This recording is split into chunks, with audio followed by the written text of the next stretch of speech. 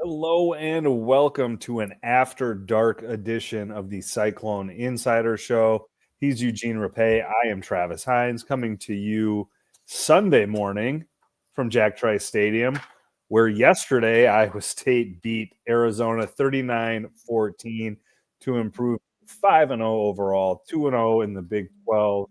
And Euegne, let's just get right into it. I think and wrote that I thought this was Iowa State's best complete performance, and I don't even know that it's particularly close of the entire season. Yeah, you just come in after the bye week, and they didn't look great against Arkansas State. To do it against a Big 12 team, that was big for them. I mean, they played well against South Dakota, but South Dakota, they just dominated both sides of the ball, and special teams played a clean game. Not much you can hate on this game.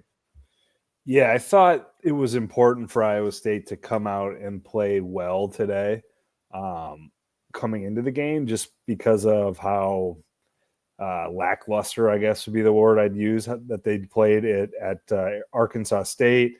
And then, I don't know that this matters in the locker room, but certainly where we sit outside of it, there was kind of a reevaluation of Iowa State because it looks like Kansas State's not very good. Iowa's whatever. And then they didn't play well against Arkansas State. So it was kind of like, all right, are these Cyclones for real? And I don't know that this shed any additional light on the ceiling. Like, how good can Iowa State be when it gets to full stride at zenith? But I do feel like it's underrated, especially when you're trying to win a conference championship, being able to take care of business against that middle tier of teams. Like, that's where a lot of not quite there yet teams get tripped up. It's losing, go back to last year, it's losing at home to Texas Tech. It's losing, in Arrowhead to Kansas, which Kansas was playing good football at that time, but that was still not a great Kansas team. It's not winning those middle tier games with consistency and frankly ease like Iowa State did today. Like, there was no ifs, ands, ors, or buts about it. Like, Iowa State was better from start to finish, and it was kind of a quiet domination. I thought it was the kind of game that Matt Campbell loves, where they get out to this lead, they kind of cough it up a little bit, or at least the margin at the end of the second quarter, and then come back out and get that 3-score lead almost immediately in the second half. And then it's boa constrictor time, just get the clock to zeros. So again, I thought a performance that Campbell is really going to like from top to bottom, because it allowed Iowa State to play the game that they want to play in the way that they want to play it. I think the quote he used afterwards is they played in the rhythm that they wanted to. And I think that's absolutely correct. Yeah, just never in doubt from the get-go. You put up 22 unanswered points. You take the 22-7 halftime lead. Defense was just firing on all cylinders. Marcus Neal, I felt, really set the tone there. And then offensively, what kind of stat line is that for Rocco Beck? But you'll take the touchdowns however they come. I mean, what was it? He finished with -10 rushing yards, but had 3 touchdowns. Carson Hansen finishing things off. I mean, I'm sure some of those wide receivers would have loved the score, but you'll take them however they come. And there was just it was just never in jeopardy. I know we talk about taking care of business and things like that, but I feel like there's still plenty of action, but you can start to knock off teams like Kansas State, not good. UCF, not good. Arizona's now lost in very resounding fashion. Like, who is left? I mean, you can make the case for whatever teams, but Iowa State is consistently continues to be among the top in the Big 12. Yeah, I mean, I think to put a button or a bow on that, I mean, we're watching the BYU Colorado game here, and it's like you take care of business against Cincinnati and Colorado the next 2 weeks.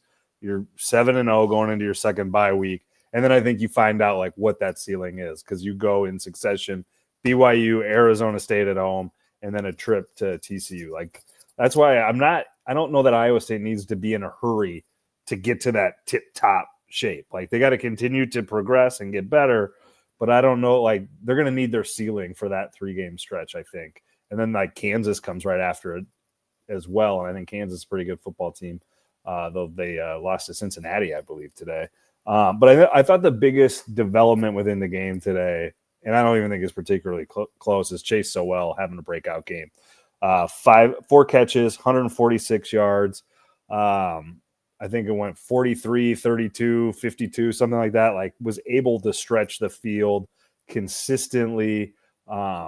Did not have a drop. I thought he was great, and got to back it up with some more performances similar to this before you can say Chase Sowell has arrived. But as far as breakout games go, this will suffice. Big breakthrough moment for him. It felt like with him and Townsend, their past record and what they had achieved at their previous schools, you weren't overly concerned about it. It was just a matter of when was it going to be, when were they going to start to settle in and kind of make their mark on this offense. For Chase Sowell, he finally came today, and he was doing it in a number of ways. He was catching deep passes and one-on-one coverage. He showcased his speed there when he caught the slant and then broke loose for that 52-yard gain. He looked like the Chase Sowell that we'd heard so much about, and he finally had that moment tonight. I think the big news, too, came yesterday and then got confirmed today with Matt Campbell. Jeremiah Cooper out for the year with a ligament injury, I think is what Campbell said. Draw your own conclusions on what ligament, but he's out for the year. Trey Bell gets the start in his stead. Arizona couldn't throw the ball today. Fafita threw 2 interceptions, ends up with 253 yards, but I think there's a lot of empty calories in there. So that secondary was not tested in the way that I thought it might be this week. And then we saw Tayshaun James get hurt. We saw Kaijon Cummings-Coleman get hurt, and that seems like that might actually be a lingering injury. Tayshaun James went back in. But that secondary is starting to really have some attrition there. And I don't think it's a area of, 5-alarm fire yet, because I do think it's pretty convenient for Iowa State to have Trey Bell, a guy who I think they wanted to start, initially this season, to slide in there. But the depth is getting tested here a little bit, especially if these, nicks and bruises and dings and all that start to add up. Yeah, Fafita never looked comfortable. I wouldn't say that it was all in the secondary. It was definitely the defense overall, but the secondary did come in clutch a couple of times. Johnson Williams with that pick, and then Jameson Patton in the red zone there at the end to help preserve that 3+ touchdown lead. So they had their clutch moments. Overall, it was. I felt like it was a positive step for the secondary, but now with the guys going down, and even players like Dom Orange and Johnson Williams went down, you gotta be a little bit concerned. But Campbell said that he doesn't think. He felt like those guys could have came back if they wanted to. Yeah, I mean, I like the scary moment for Iowa State fans is Rocco Beck going into the medical tent. Presumably, I don't know if they said it on the broadcast, but Campbell didn't say anything, but presumably through the concussion protocol, goes back in, and then they've got a throwaway 3rd down, and they run him, and he takes a pretty big hit there too. So, we'll see what kind of wear and tear Rocco's got heading into next week. We did not speak with him after the game today. He was not made available. So don't really know how he's holding up after that game, but a frightening moment, I'm sure, for Iowa State fans, because that kid's playing really, really good football for Iowa State. Not a gaudy line tonight, 14-20 for 243, threw a pick after coming out of the medical tent, I will note. But otherwise played really well, had the 3, I think all 1-yard sneaks, right? So he's playing good football. I mean, again, just a really solid, good effort all around from Iowa State. Kyle Conrarty being out did not matter. Chase Smith makes his first career field goal, hit some PATs, does not appear to have the consistent touchback leg that Conrarty has. That might be something to keep in mind going forward. But when you're talking about touchback leg in a 39-14 win or whatever it was, we're very much picking nits. And as it sits here almost 12:30 a.m., that's probably a sign that we've talked enough about this football game. But Campbell mentioned it too. Back-to-back road games coming up at Cincinnati next week, followed up by at Colorado.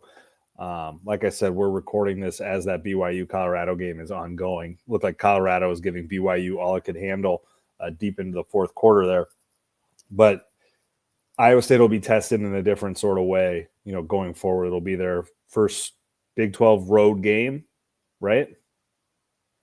Yes, not counting Ireland. Not counting Ireland. Yeah, the first. And then to have to do it back-to-back weeks is no easy task. So I think we're going to continue to see more and more of Iowa State and who they are, and then certainly 2 huge games for them to continue their march towards Arlington. With, like as we mentioned, the schedule being a little bit backloaded in the Big 12, the Big 12 schedule. So good day for Iowa State. Ben Bramer. Put a little air under that thing, buddy, and you got a 46-yard touchdown pass to Brett Eskildson. So yeah, when the tight final thing, like somebody get Taylor Mauser under control with these tight ends. They opened the game with 4 tight ends. They've got a direct snap on a 2-point conversion to Gabe Burkle, and then Ben Bramer's throwing bombs down the field in the third quarter there. So like Mauser is giving the tight ends all that they can handle there. But anyway, you got anything else, man? Or can we call it a night or morning? We're good to go until Cincy. Good to go until Cincy. No sleep till Cincy, I think. Isn't that a song? Beastie Boys? Is that Brooklyn? Cincy, Brooklyn, same different. Iowa State 39, Arizona 14. It's too damn late for this. He's Euegne Rapay. I'm Travis Hines of the Des Moines Register. Be sure to check out DesMoinesRegister.com. For all of our coverage from yesterday's game and for all forthcoming games. We'll be there. Thanks for listening. Thanks for watching. We'll catch you next time.